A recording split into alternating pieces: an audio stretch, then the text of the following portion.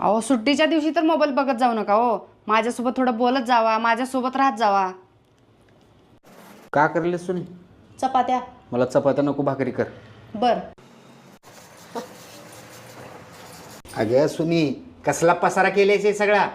आवरते. आवर लवकर. अगं सुनी, हे फ्रीज कसलं घाण झालंय. हा करते साफ. अगं सुनी, चहा दे की. हे घ्या चहा. आईला चहा सोबत भजी मिळाली असते तर लय भारी झालं असतं.